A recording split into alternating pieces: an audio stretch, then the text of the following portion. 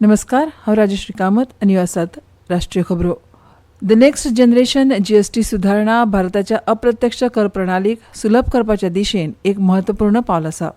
वस्तू आनी सेवा वेलो कर दर कमी करून ह्या सुदारणांनी नागरिकांक थाकाय दितना घरां घेवपाक परवडची म्हणून सरकारान सिमेंट, मार्बल आनी ग्रेनायटा सयत बांदकाम साहित्या वेलो जीएसटी कमी करून सामान्य मनशा वेलो भार कमी करपाक एक म्हत्वाचें पावल उखल्लां.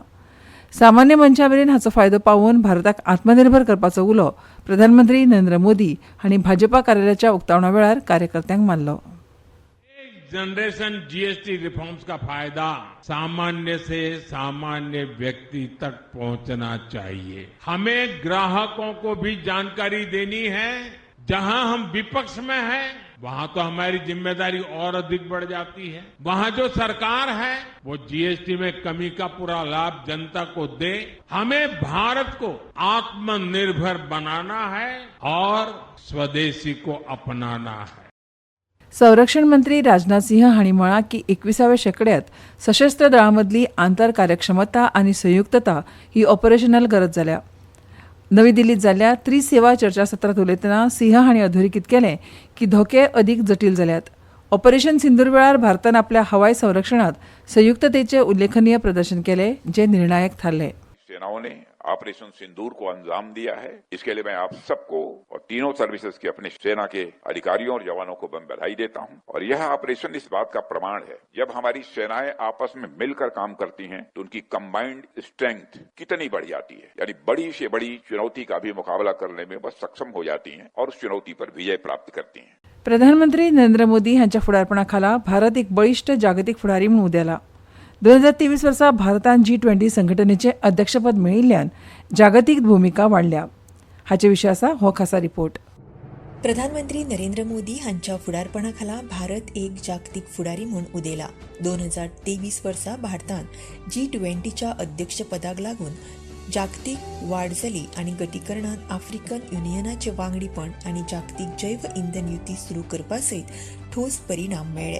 अध्यक्षपदाचो विशय आशिल्लो वसुदैव कुटुंबकम. तातूंत भारताची संस्कृतायेचे आचार आनी जागतीक सहकार्याची इच्छा दिसून आयली. नवी दिल्ली घोशणापत्रांत ह्या मुखेल प्राधान्यांतल्यान सहकार्याची नवी भावना मुखार आयली, जी धोरणात्मक सुसंगती, विश्वासान घेवपासारको वेपार आनी म्हत्वाकांक्षी हवामान कृतीचेर लक्ष केंद्रीत करताली. एकमत जावपाक आव्हानां आसून लेगीत सगळ्या 20 वांगडी देशांनी ताचेर सय केल्ल्यान ते उल्लेखनीय आशिल्ले. आफ्रिकन युनियनान G20चो कायम वांगडी म्हूण आस्पाव केल्ल्यान ताचो विस्तार जावन संवसारांतल्या 80% लोकसंख्येचो आस्पाव जालो. भारताच्या अध्यक्षपदाक लागून आपल्या सामुहीक हिताचे प्रतिनिधित्व करपाक एक अफाट मंच मेळिल्ल्या सगळ्या ल्हान राष्ट्रांक आवाज मेळ्ळो, अशें प्रधानमंत्री श्री नरेंद्र मोदी हांणी सांगलां. भारत ने G20 शिखर सम्मेलन का सफल आयोजन किया. सफल G20 140 करोड़ भारतीयों के परिश्रम का परिणाम है. G20 की एक और बड़ी सफलता रही है. जिन छोटे छोटे देशों की आवाज वैश्विक मंचों तक नहीं पहुंच पाती थी, उनको पहली बार G20 में इतनी बड़ी भागीदारी मिली है. जो वंचित है उसे वरीयता देना, यही आज के भारत की प्राथमिकता है. ग्लोबल साऊथाक आवाज दिवपा बरोबरच भारताच्या G20 अध्यक्षपदाचो देशभरांत बसका घेवन आमचे सांस्कृतीक दायज संवसाराक दाखोवप खूब वांटो आशिल्लो.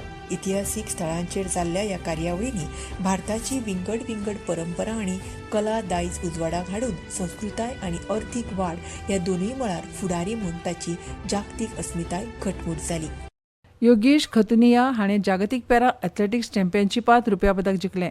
2 वेळा पॅरालिंपीक रुप्या पदक जैतिवंत आनी अर्जुन पुरस्कार विजेत्यान नवी दिल्लीत जाल्ल्या दादल्यांच्या डिस्कस थ्रो F56 फायनलींत दुसऱ्या प्रयत्नात सर्वोत्तम कामगिरी नोंदयली. भारतीय हवामान खात्यान फुडल्या 2 ते 3 दिसांत कोकण, गोंय, मध्य महाराष्ट्र आनी दर्यादेग आंध्र प्रदेश, यानम आनी राजस्थानात हलको ते मध्यम पावस पडपाची शक्यताय उक्तायल्या. आनी इतल्यान ह्यो राष्ट्रीय खबरो सोंपल्यो. आमच्यो मुखावेल्यो राष्ट्रीय खबरो आयकूंक मेळटल्यो फाल्यां सकाळच्या 8:40 नमस्कार.